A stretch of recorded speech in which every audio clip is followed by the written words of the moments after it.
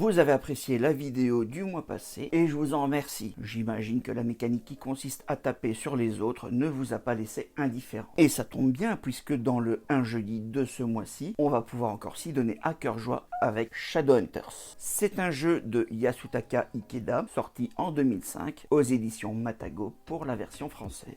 Chaque joueur incarne un personnage que lui seul connaît. Chaque personnage est différent, mais a les mêmes éléments sur sa carte. Son nom, sa faction, Shadow, Hunter ou neutre, ses points de vie maximum, une condition de victoire et une capacité spéciale. La capacité spéciale n'est utilisable que si le joueur a dévoilé son personnage. Et pour les conditions de victoire, en gros, les Hunters doivent éliminer les Shadows doivent éliminer les Hunters, et les neutres doivent tenter de tirer leur épingle du jeu avant que quelqu'un d'autre ne termine la partie. Pour cela, chacun son tour, les joueurs pourront agir. Il y a une action obligatoire et des actions optionnelles. L'action obligatoire est de se déplacer sur le plateau de jeu. Il y a 6 cartes lieux, disposées aléatoirement, qui composent les différentes régions dans lesquelles on peut se déplacer. Mais on ne se déplace pas comme on veut.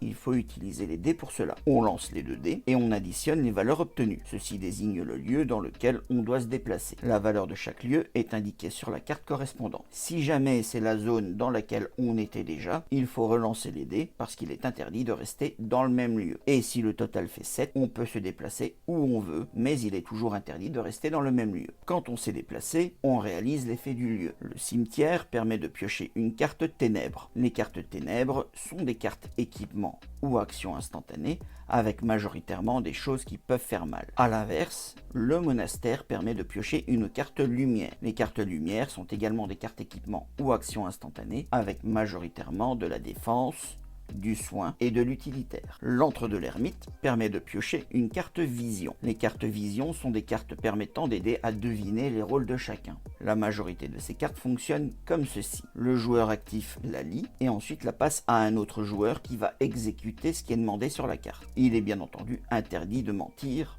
sauf pour métamorphe. La porte de l'outre-monde permet de piocher une carte de la pile de son choix. Le sanctuaire ancien permet de voler une carte équipement à un autre joueur. Et enfin, la forêt hantée permet de soigner quelqu'un ou de lui infliger des dégâts. On peut se cibler soi-même et n'est pas considéré comme une attaque en cas de dégâts. À côté de l'action obligatoire, il y a les actions optionnelles. La première, c'est de dévoiler pour pouvoir utiliser la capacité spéciale de son personnage. Il y a des exceptions comme métamorphe qui ne doit pas se révéler pour activer sa capacité. L'autre, c'est de pouvoir effectuer une attaque. De base, on ne peut attaquer qu'une seule personne dans la même région que soi. Des équipements peuvent changer cela. Pour attaquer, on désigne celui qu'on veut attaquer, on lance les dés et on fait la différence. La valeur la plus grande, moins la plus petite. Et la victime prend le résultat en blessure. Si sa valeur de blessure est celle de ses points de vie, elle meurt et doit se dévoiler. Chacun vérifie si sa condition de victoire est remplie. Si un ou plusieurs joueurs la remplissent, il gagne. Et si ce n'est pas le cas, le joueur suivant devient le joueur actif et on recommence. Voilà pour les règles. Maintenant, en quoi ce jeu m'a marqué. Pour commencer, les rôles cachés avec 3 factions différentes font que tout le monde se soupçonne dès le départ. Et c'est souvent lorsque la première attaque a lieu que les camps se forment vraiment. Ensuite, le système de combat est sympa et faire la différence entre les 2 dés permet de bien mitiger les dégâts. De plus, ce n'est pas une mécanique qui est vue régulièrement, même aujourd'hui. Et même si je ne suis pas fan des dés dans la gestion de l'aléatoire, ici c'est maîtrisé.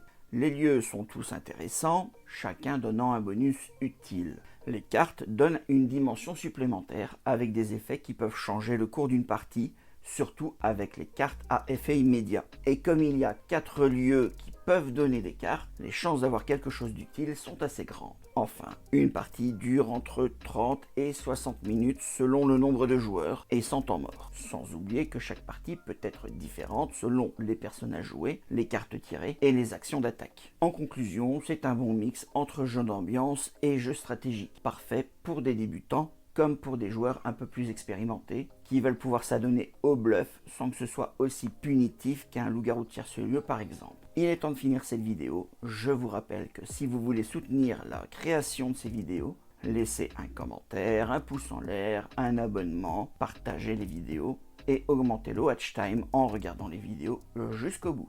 Je vous souhaite de bonnes fêtes de fin d'année ludique, malgré les différentes restrictions qui pourraient être de mise, et on se retrouve en janvier pour de nouvelles vidéos. Bye!